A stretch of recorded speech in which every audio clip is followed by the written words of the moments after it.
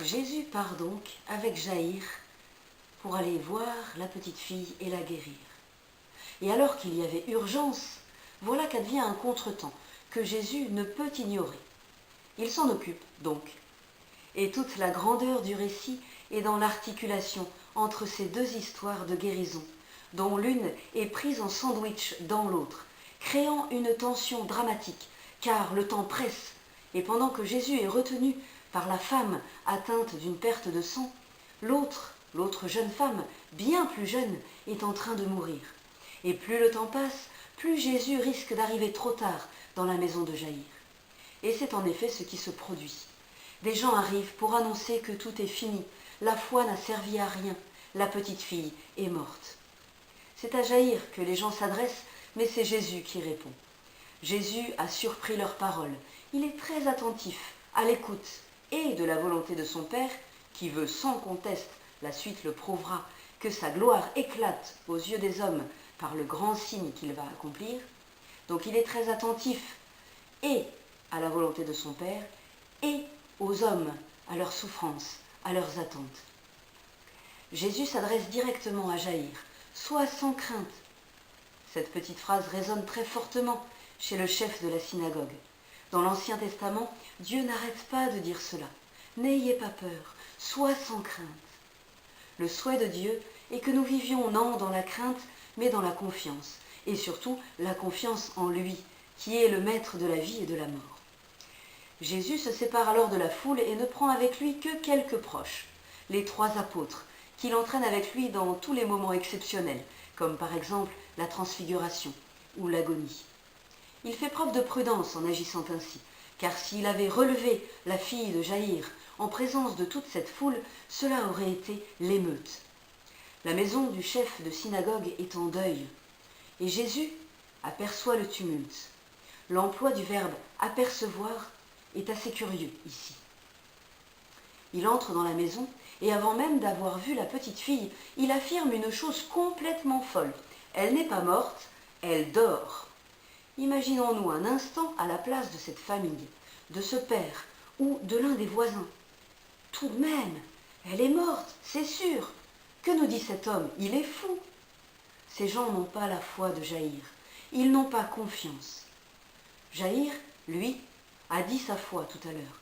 Mais maintenant, il ne dit plus rien. Il ne peut plus parler.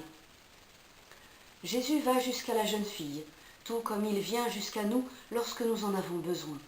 Quand nous sommes à terre et déjà comme morts dans l'angoisse la plus grande. Jésus pénètre là où nous sommes. Il s'agit d'une grande leçon spirituelle, mais aussi théologique, dans le sens où Jésus s'est incarné et est passé par la mort pour nous rejoindre.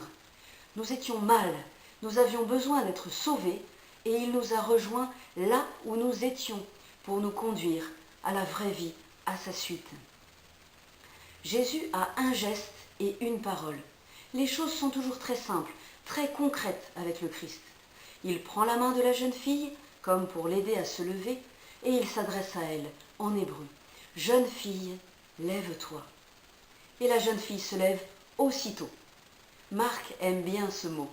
Il l'emploie très souvent dans son évangile, comme pour rappeler la création dans le livre de la Genèse. Dieu dit, et aussitôt cela est. Ici, chez Jaïr, Jésus le Christ dit, et aussitôt cela est. Le verbe grec employé pour raconter ce qui s'est passé est le verbe egeirein, qui est aussi le verbe utilisé pour la résurrection du Christ. À l'origine et d'une manière habituelle, ce verbe désigne simplement se lever, se relever. Il appartient au langage courant et désigne simplement le fait de quitter le sommeil, de se remettre en position debout après avoir été couché. Les apôtres, en employant ce terme de la vie courante, ont voulu dire que dans l'événement de la mort et de la résurrection du Christ, Dieu a agi pour que son Fils ne soit pas laissé à la mort. Pour ce faire, ils ont eu recours à des termes de la vie quotidienne qui expriment une expérience somme toute banale, mais représentative et signifiante au plan anthropologique. En effet, au cours du sommeil, l'homme est plongé dans l'inconscience.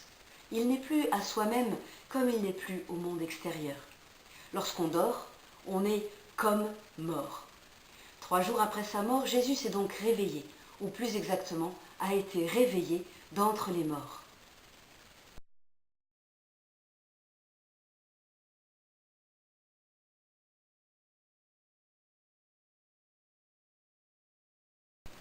Malgré cela, nous ne pouvons pas dire que la fille de Jaïr a été ressuscitée dans le sens où le Christ, lui, a été ressuscité. Ce réveil d'entre les morts que le Christ a accordé à la fille de Jaïr peut être considéré comme une préfiguration, une annonce de l'événement de la mort et résurrection du Christ, avec une différence de taille. La fille de Jaïr est morte, puis a été relevée pour revenir à la vie qui était la sienne, alors que le Christ, après sa mort, a été relevé pour entrer dans une vie nouvelle et nous y entraîner à sa suite. La jeune fille obéit donc à cette autorité du Christ. Elle se lève et elle marche. La position debout est la position de l'homme libre, de l'homme à l'image de Dieu. Rappelons-nous qu'au début du texte, Jésus se tenait là. Il était debout, en homme libre.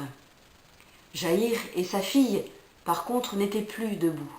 Ils étaient tombés, anéantis par la souffrance. Par son autorité, Jésus-Christ les remet debout.